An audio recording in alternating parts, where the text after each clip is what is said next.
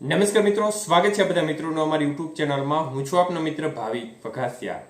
તો મિત્રો, ખાસ કરીને આ વિડીયોના માધ્યમથી આપણે વાત કરવાની છે હાલની સક્રિય સિસ્ટમોની સ્થિતિ શું છે અને આજે ગુજરાતના કયા કયા વિસ્તારમાં વરસાદની શરૂઆત થઈ જશે। સંપૂર્ણ માહિતી વિડીયોમાં જોશું, તો જે પણ મિત્રો નવા હોય તે ચેનલને સબસ્ક્રાઇબ કરી લેજો। તો મિત્રો, સક્રિય સિસ્ટમની સ્થિતિ જોવા જઈએ તો ચોમાસું ધરી છે તે થોડી ઉત્તરમાં હતી, તે હવે ધીમે ધીમે નીચે આવી રહી છે અને હવે તેની નોર્મલ પોઝિશન પર આવી ગઈ છે। ચોમાસું ધરીનો પશ્ચિમ છેડો રાજસ્થાનના બીકાનેરથી પસાર થઈ રહ્યો છે, ત્યારબાદ કોટા, ગુના, જમશેદપુર અને ત્યારબાદ જે લો પ્રેશર સેન્ટરના ભાગો પરથી બંગાળની ખાડીના ભાગો સુધી જઈ રહ્યો છે। હવે સિસ્ટમની સ્થિતિ જોવા જઈએ તો ખાસ કરીને આંધ્રપ્રદેશ અને લાગુ ઓડિશાના ભાગો નજીક સિસ્ટમનું હાલનું લોકેશન જોવા મળી રહ્યું છે। સિસ્ટમ હાલ લો પ્રેશર સ્વરૂપે જોવા મળી રહી છે અને હવે સિસ્ટમ ખાસ કરીને પશ્ચિમ ઉત્તર પશ્ચિમ દિશા તરફ આગળ વધશે।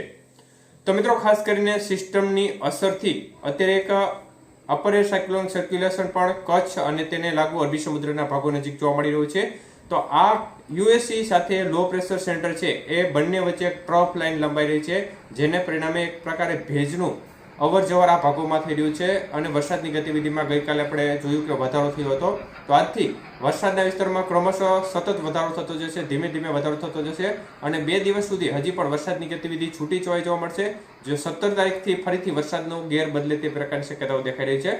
તો હાલ આજે વરસાદના વિસ્તારો વિશે વાત કરીએ તો દક્ષિણ ગુજરાતમાં ગઈકાલે પણ સારો વરસાદ જોવા મળ્યો હતો। મધ્ય પૂર્વ ગુજરાતના ભાગો છે તેમજ સૌરાષ્ટ્રના ભાગો છે તેમાં પણ છૂટો છવાયો વરસાદી માહોલ અનેક વિસ્તારોમાં જોવા મળ્યો હતો। ત્યારે આજે દક્ષિણ ગુજરાતના ભાગોમાં વરસાદની ગતિવિધિમાં વધારો થશે, જેમાં આજે ભરૂચ, સુરત, વાપી, વલસાડ, દમણ, દાદરા, નગર હવેલી, તાપી, નર્મદા, ડાંગ સહિતના ભાગો છે તેમાં ઝાપટાથી માંડી હળવો મધ્યમ વરસાદ છૂટાછવાયા ભાગોમાં યથાવત રહેશે। મધ્ય પૂર્વ ગુજરાતના ભાગોમાં પણ આજે વરસાદની ગતિવિધિમાં ગઈકાલ કરતાં વધારો થશે અને ખાસ કરીને આજે પણ મધ્ય પૂર્વ ગુજરાતના અમદાવાદ, આણંદ, વડોદરા, ગોધરા, દાહોદ, પંચમહાલ, છોટાઉદેપુર, મહીસાગર, આણંદ સહિતના ભાગો છે, ખેડા, નડિયાદ સહિતના બધા વિસ્તારો છે તેમાં છૂટાછવાયા ઝાપટાથી માંડી હળવો મધ્યમ વરસાદની શક્યતાઓ રહેશે। જ્યારે વાત કરીએ ઉત્તર ગુજરાતના ભાગોની, તો ઉત્તર ગુજરાતના ભાગોમાં પણ આજે વરસાદની ગતિવિધિમાં આજથી વધારો થશે। ઉત્તર ગુજરાતના ખાસ કરીને ખેડ બ્રહ્મા, મહેસાણા, ડીસા, ઈડર સાઈડના ભાગો છે, આ ભાગોમાં આજે વરસાદની ગતિવિધિ વધી શકે છે। બાકીના ઉત્તર ગુજરાતના ભાગોમાં પણ રેડા ઝાપટા સ્વરૂપે વરસાદની ગતિવિધિ વધે। બોર્ડર કાંઠાના વિસ્તારમાં ઉત્તર ગુજરાતને લાગુ જે રાજસ્થાનના ભાગો છે તેમાં છૂટો છવાયો વરસાદી માહોલ જોવા મળી શકે છે। સૌરાષ્ટ્રના ભાગોમાં પણ આજે બધી બાજુ શક્યતાઓ રહેશે, જેમાં વધુ શક્યતાઓ રાજકોટ, અમરેલી, ભાવનગર જિલ્લાના ભાગો છે, ગીર સોમનાથ જિલ્લાના ભાગો છે, બોટાદ જિલ્લાના ભાગો છે તેમાં છૂટો છવાયો હળવો મધ્યમ વરસાદની શરૂઆત જોવા મળશે। બાકીના જિલ્લાઓમાં પણ આજે વરસાદનું જોર વધી શકે છે।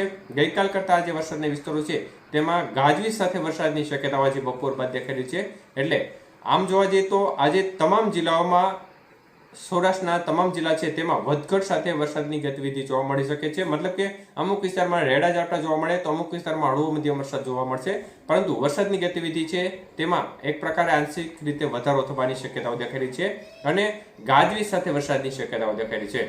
કચ્છના ભાગોમાં પણ આજે છૂટાછવાયા ભાગોમાં રેડા ઝાપટા સ્વરૂપે વરસાદની ગતિવિધિ જે દરિયાકાંઠાના લાગુ વિસ્તારો છે તેમાં વધુ રહેશે, બાકીના ભાગોમાં થોડું જોર ઓછું રહેશે, પરંતુ તેમાં પણ હવે સમય જશે તેમ તેમ વરસાદના વિસ્તારો ક્રમશઃ વધતા જશે।